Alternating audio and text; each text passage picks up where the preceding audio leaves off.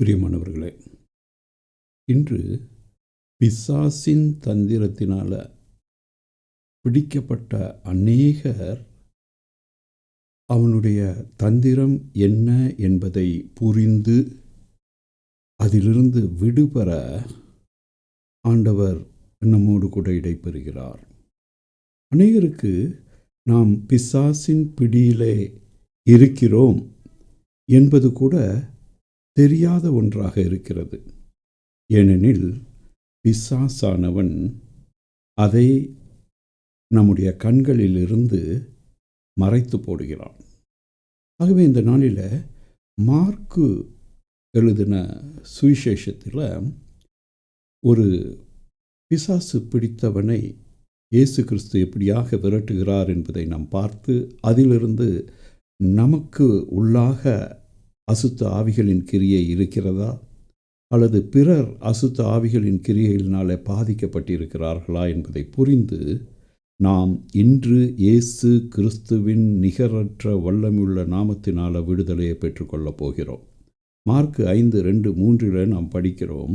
அவர் படவிலிருந்து இயேசு கிறிஸ்து படவிலிருந்து இறங்கின உடனே அசுத்த ஆவியுள்ள ஒரு மனுஷன் பிரேத கல்லறைகளிலிருந்து அவருக்கு எதிராக வந்தான். அவனுடைய குடியிருப்பு கல்லறைகளிலே இருந்தது. அவன் அநேக தரம் விலங்குகளினாலும் சங்கிகளினாலும் கட்டப்பட்டிருந்தும் சங்கிலிகளை முறித்து விலங்குகளை தகர்த்து போடுவான்.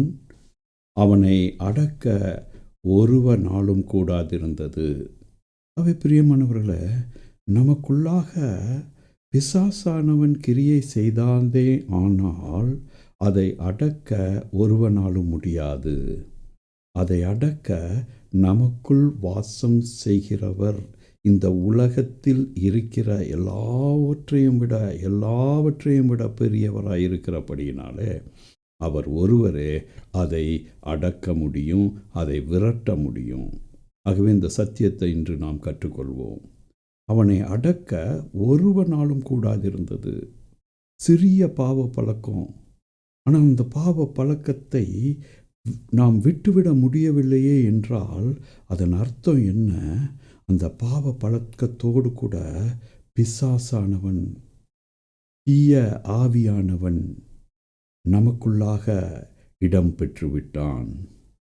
அவன் எளிதாக அந்த குணத்தை, அந்த பாவ குணத்தை, அந்த பாவ செயலை நம்மிலிருந்து விடுபட விடமாட்டான். அதை தான் இன்று நாம் பார்க்க போகிறோம்.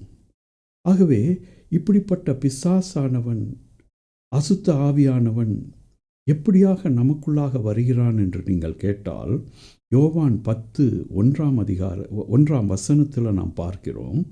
மெய்யாகவே மெய்யாகவே நான் உங்களுக்கு சொல்லுகிறேன், ஆட்டு தொழுவத்துக்குள் வாசல் வழியாய் பிரவேசியாமல் வேறு வழியாய் ஏறுகிறவன் கள்ளனும் கொள்ளைக்காரனுமாய் இருக்கிறான்.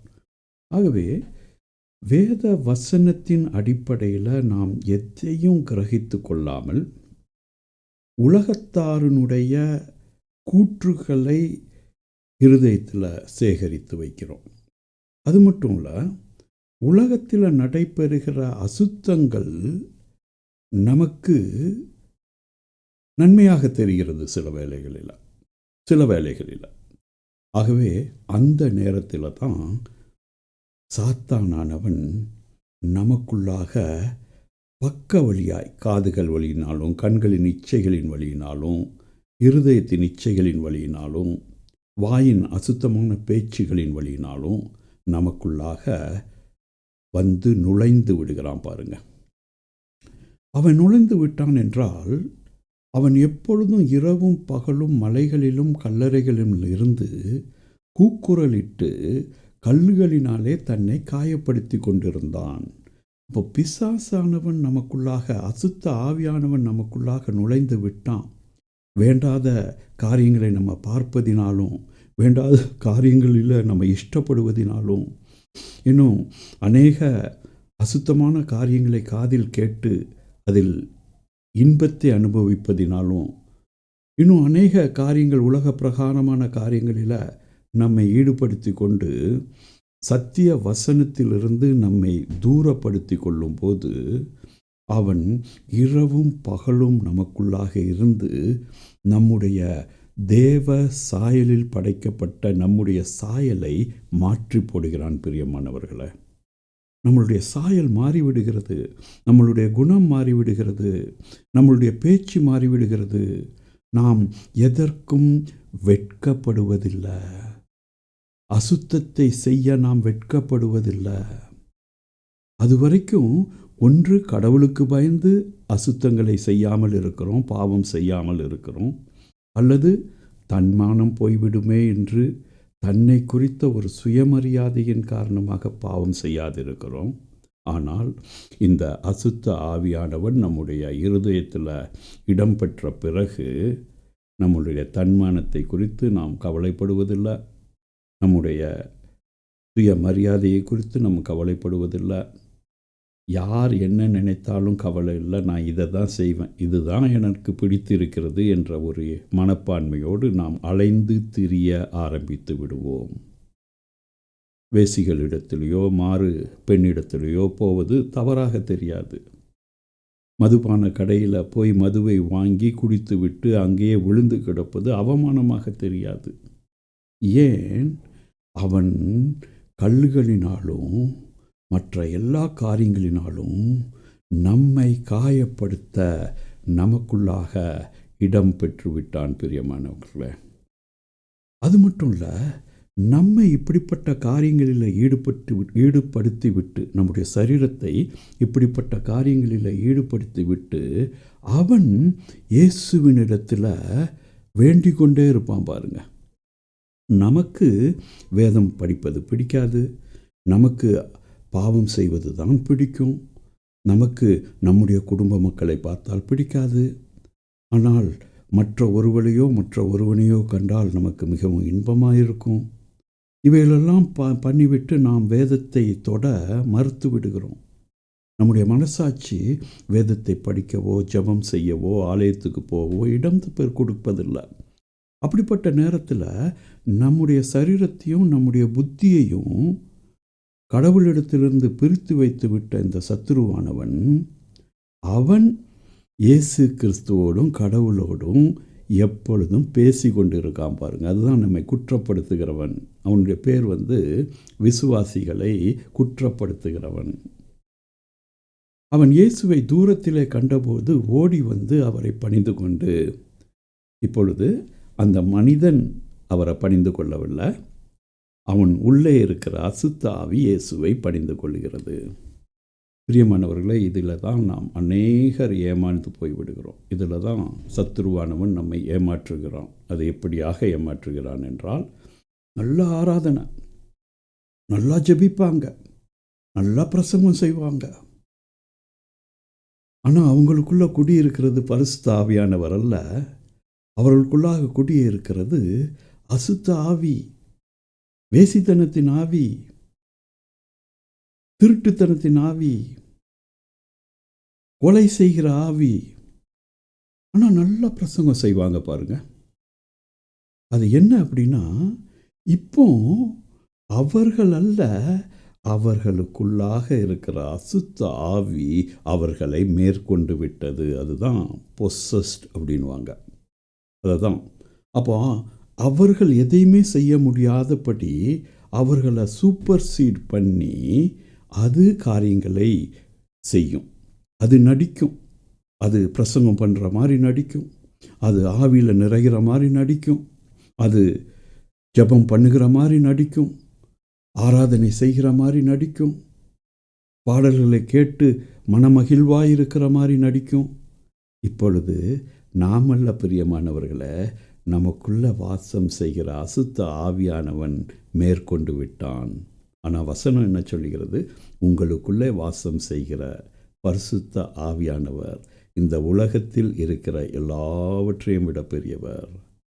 அவருக்கு நாம் இடம் கொடாத போது அசுத்த ஆவிகள் நம்முடைய இருதயத்தில் இடம் பெற்று நம்மை மாறுபாடான ஒரு வாழ்க்கையில் ஈடுபடுத்துகிறது. பிரியமானவர்களை, கடவுளிடம் நாம் வர தயங்கும்போது நமக்குள் இருக்கும் அசுத்த ஆவி கடவுளிடம் தன்னுடைய இருப்பிடத்தை, நம்முடைய இருதயத்தை, தன்னுடைய இருப்பிடத்தை திடப்படுத்தி கொள்கிறது. அடிக்கடி கடவுள்கிட்ட வந்து அது பேசி நம்முடைய இடத்தை கன்ஃபார்ம் பண்ணிக்குது. மார்க்கு 5:7. இயேசுவே, உன்னதமான தேவனுடைய குமாரனே, எனக்கும் உமக்கும் என்ன? என்னை வேதனைப்படுத்தாதபடிக்கு தேவன் பேரில் உமக்கு ஆணை என்று மிகுந்த சத்தமிட்டு சொன்னான். பாருங்க, அசுத்த ஆவி நம்முடைய பிதா, நம்முடைய தேவன் பேரில் ஆணையிடுகிறது. நன்றாக கவனிக்கணும் பிரியமானவர்களை. அடுத்ததாக இயேசுவை அறிக்கை பண்ணுகிறது. இயேசுவே, உன்னதமான தேவனுடைய குமாரனே, எனக்கும் உமக்கும் என்ன? இந்த அசுத்த ஆவி இடம் பெற்றிருக்கிற மக்கள் இயேசு கிறிஸ்துவை அவ்வளவாக நம்ப மாட்டாங்க. ஏனெனில் அது அவர்களை கண்களை இருளாக்கி குருடாக்கி வைத்திருக்கிறது.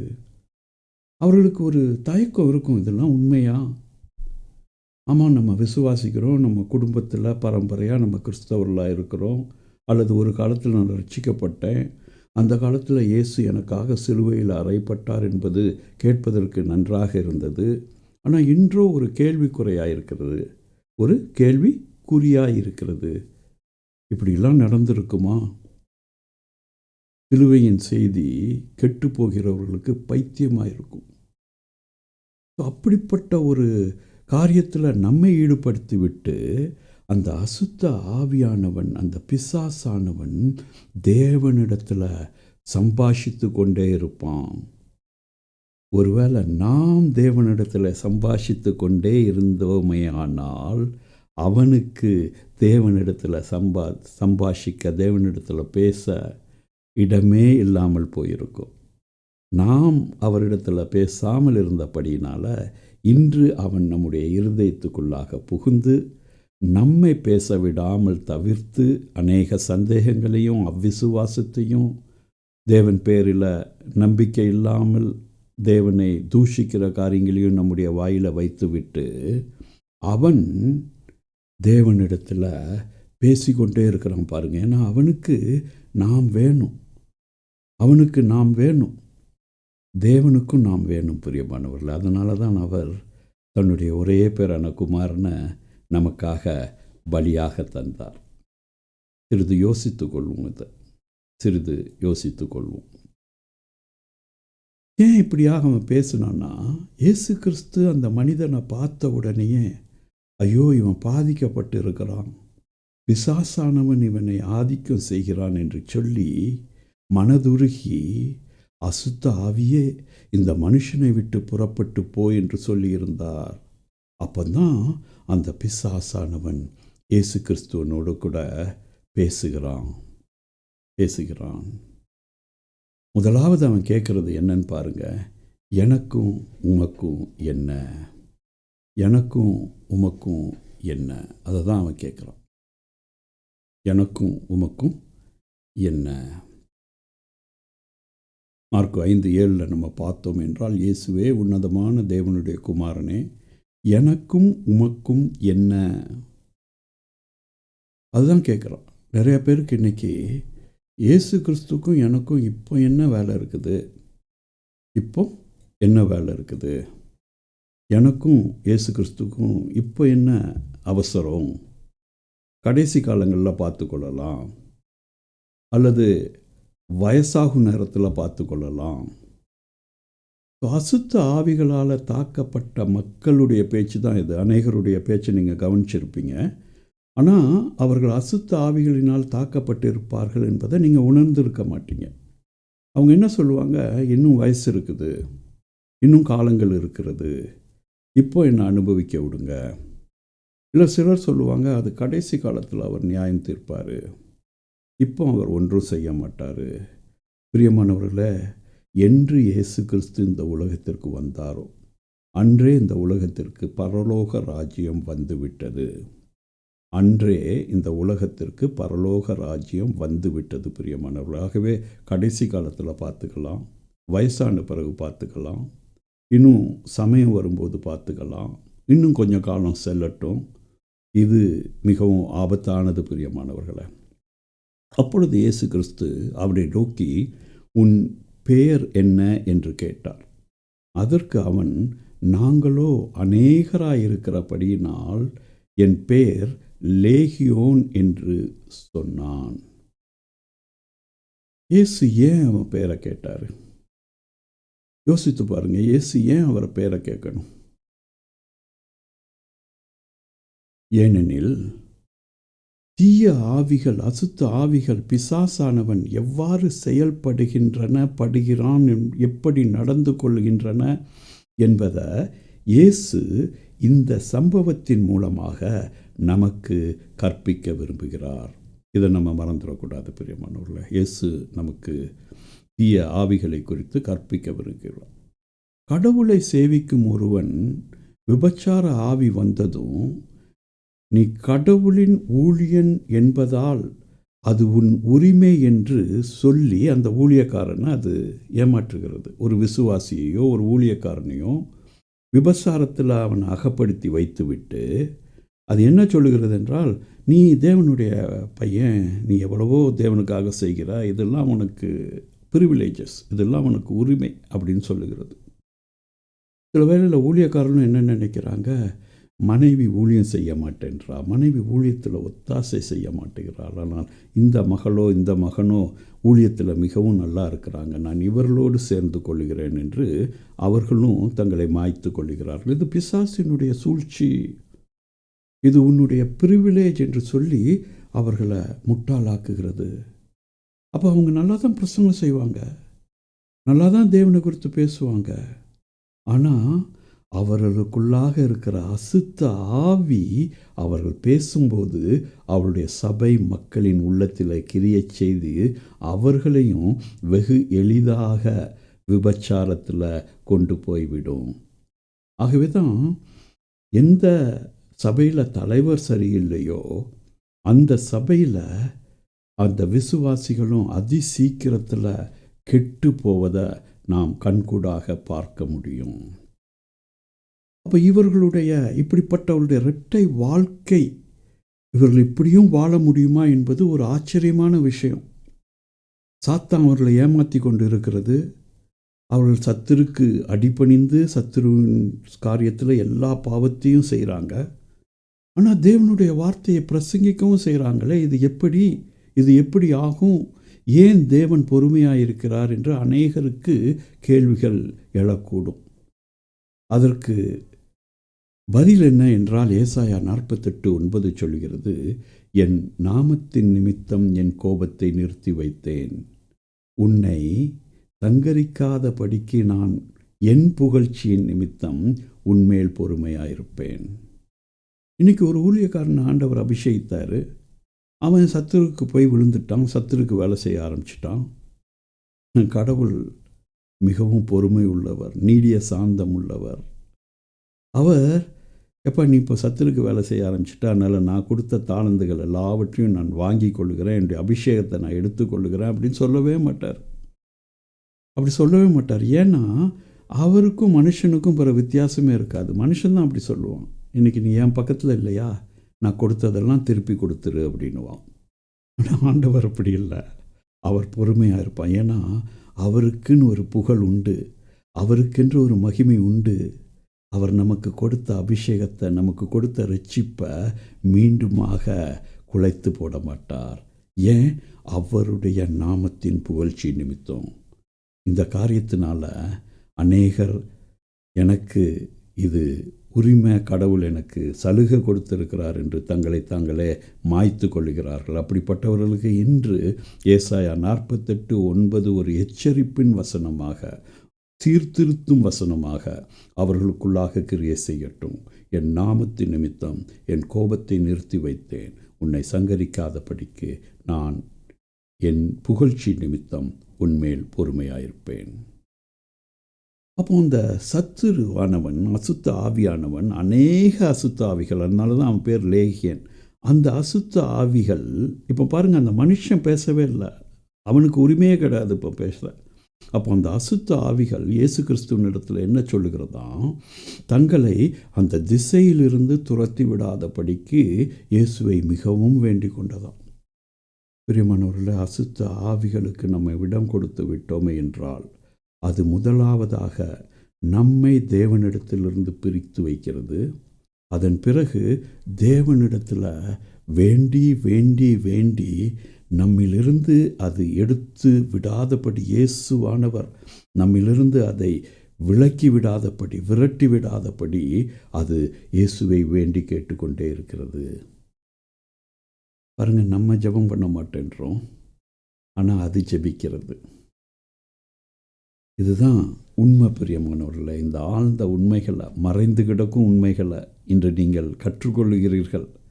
இதனால் அவன் எவ்வளவுக்கு எவ்வளவு ஜெபிக்கிறானோ அதற்கு மேலே நம்முடைய ஜெப வாழ்க்கை இருக்கணும் பிரியமானவர்களே. அல்லேலூயா. அவன் எவ்வளவுக்கு எவ்வளவு ஜெபிக்கிறானோ அதற்கு மேல் நமது ஜெப வாழ்க்கை இருக்கணும். அப்பொழுது அவ்விடத்தில் மலை அருகே அநேகம் பன்றிகள் கூட்டமாக மேய்ந்து கொண்டிருந்தது. அந்த பிசாசுகளெல்லாம் அவரை நோக்கி, பன்றிகளுக்குள்ளே போகும்படி அவைகளுக்குள்ளே எங்களை அனுப்பும் என்று அவரை வேண்டி கேட்டுக்கொண்டன. பாருங்கள், இந்த பிசாசின் கிரிகைகளை நமக்கு தெளிவாக்கத்தான் ஆண்டவர் இந்த சம்பவத்தை செய்து இதை சுவிசேஷத்தில் பதிவு செய்து வைத்திருக்கிறார். அப்போ இதை நம்ம நல்லா புரிஞ்சுக்கணும். இன்றைக்கி விசுவாசிகளின் மத்தியில் ஒரு மனதின் ஆவி கிடையாது. ஒரு மீட்டிங் நடத்தணும் அப்படின்னா ஒரு விசுவாசி இதுன்னுவார், இன்னொரு விசுவாசி அப்படி செய்யணும்னுவார். ஆனால் இந்த அசுத்த ஆவிகள் அநேகம் 2000-3000 அசுத்த ஆவிகள் என்று வேத நிபுணர்கள் சொல்கிறாங்க. அந்த லேகியோன் என்பதற்கு அர்த்தம். அவைகளெல்லாம் ஒருமித்து வேண்டிக் கொள்கின்றன. பாருங்கள், என்ன ஒரு ஒன்னஸ் பாருங்கள். எங்கு ஒரு மனதின் ஆவி இருக்கிறதோ அங்கு கர்த்தர் செவி சாய்ப்பார் பிரியமானவர்களே. இன்று விசுவாசிகளின் மத்தியில் ஒரு மனதின் ஆவி இருக்கிறதா?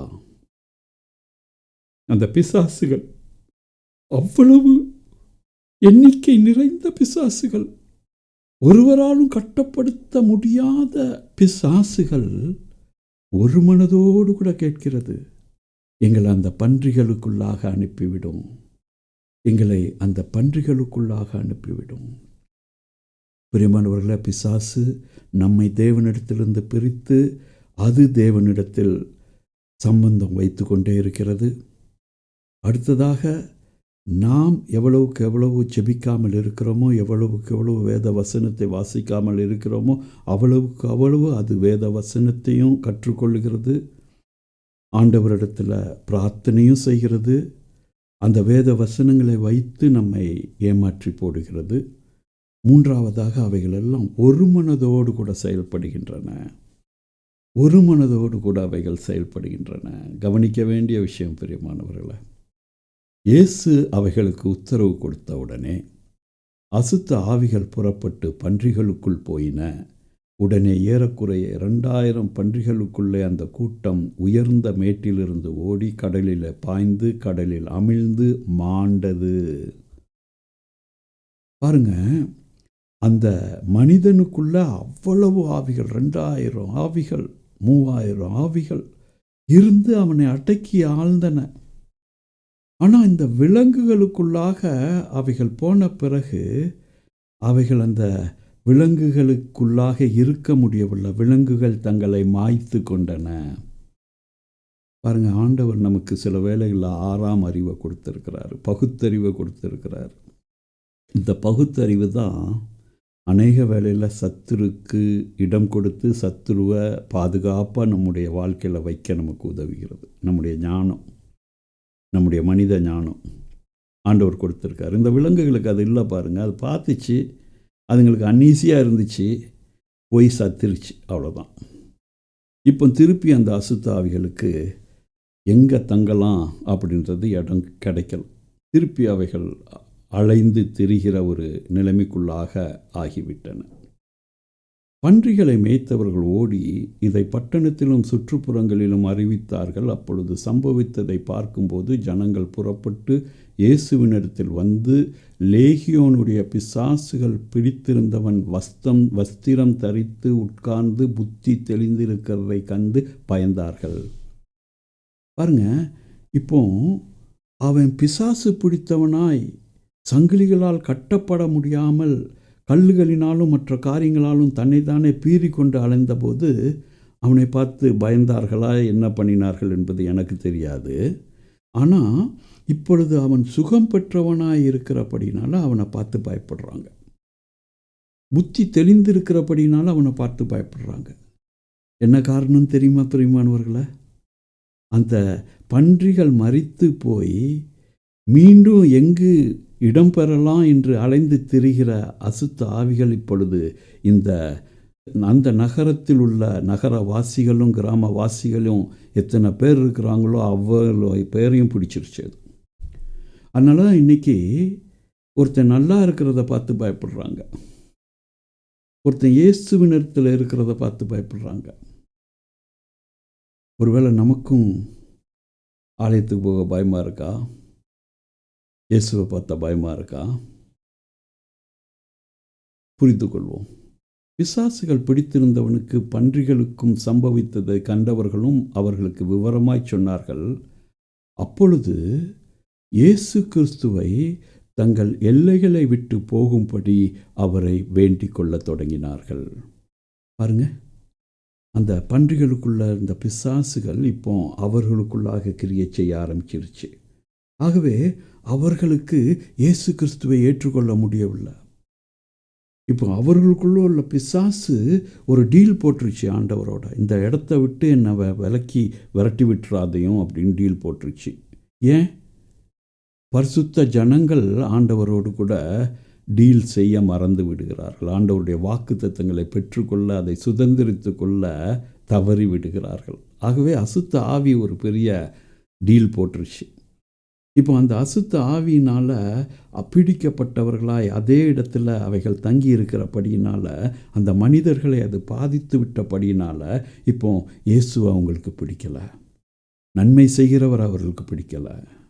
பிசாசின் பிடியில் இருந்து தன்மானம் இல்லாமல் வஸ்திரம் இல்லாதவனாய் தன்னையே பீறிக்கொண்டு சங்கிலிகளால் கட்டப்பட முடியாமல் இருந்த நிலைமையில் உள்ளவனை விடுவித்தவரை அவர்களுக்கு பிடிக்கவில்லை.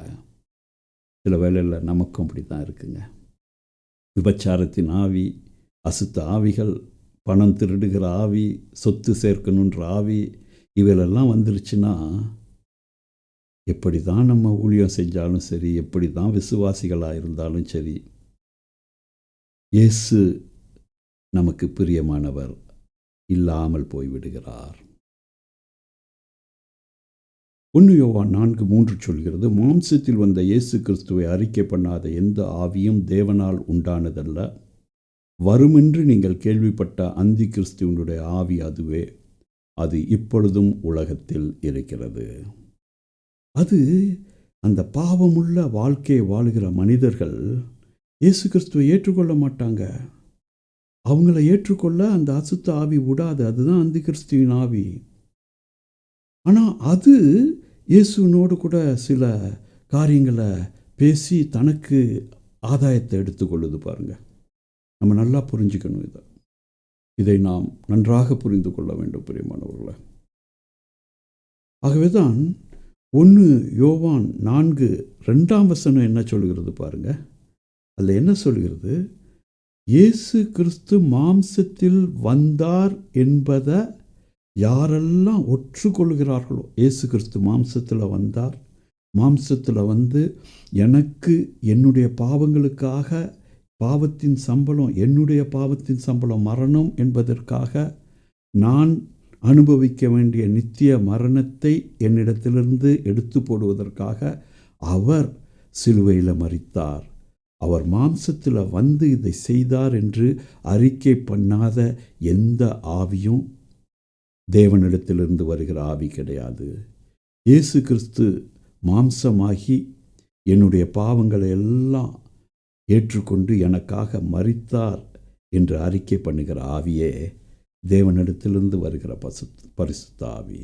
ஆகவே பிரியமானவர்களே, இன்று ஒருவேளை நாம் நம்மளையே ஏமாற்றி கொண்டு இருக்கலாம். இது எனக்கு ப்ரிவிலேஜ், ஏன்னா நான் கடவுளுக்கு நிறையா ஊழியம் செய்கிறேன், அல்லது அநேக வேளையில் வேதம் படிக்க பிரியம் இல்லாமல் இருக்கலாம், அதை நம்ம ரொம்ப லைட்டாக எடுத்துக்கலாம்.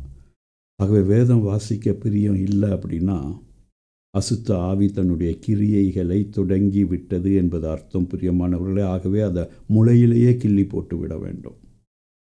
அடுத்ததாக அதற்கு இடம் கொடுத்து கொண்டே இருந்தோம் என்றால் நம்மை ஒரு அவமானமான அசுத்தமான வாழ்க்கை வாழ நம்மை சீண்டி விட்டு நம்மை தேவனிடத்திலிருந்து பிரித்து விட்டு நமக்கு மானம் மரியாதை எல்லாம் ஒன்றுமே இல்லைன்ற அளவுக்கு நம்மளை ஆக்கிவிட்டு அது நம்மை பயன்படுத்தும். பிரியமானவர்களே, தன்னுடைய இஷ்டத்தை தன்னுடைய விருப்பத்தை நிறைவேற்ற அது நம்முடைய சரீரத்தை பயன்படுத்தும்.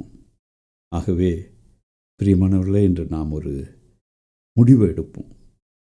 நம்முடைய சரீரம் இயேசு கிறிஸ்து தன்னுடைய இரத்தத்தை கொடுத்து விலை கொடுத்து கிரயத்தினால் வாங்கப்பட்ட சரீரம். ஆகவே இந்த சரீரத்தை ஜீவ பலியாய் இயேசு கிறிஸ்துவுக்கென்று இன்று இந்த செய்தியை கேட்ட வண்ணமாகவே தியானத்தோடு கூட மனம் திரும்பப்பட்டவர்களாய், மன சாட்சியில் நாம் ஏவப்பட்டவர்களாய், பரிசுத்த ஆவியானவர் எனக்குள்ளாக வாசம் செய்ய வேண்டும், அவர் எல்லா காரியங்களையும் விட பெரியவர் என்பதை உணர்ந்தவர்களாய் நாம் நம்முடைய பாவங்களை அறிக்கை செய்து இயேசு கிறிஸ்துவின் இரத்தத்தினால் வாங்கப்பட்ட அவருக்கு அடிமையாக இருந்து இந்த சாத்தானை ஜெயிப்போமாக. கர்த்தர் தாமே இந்த வார்த்தைகளை ஆசீர்வதிப்பாராக. ஆமேன்.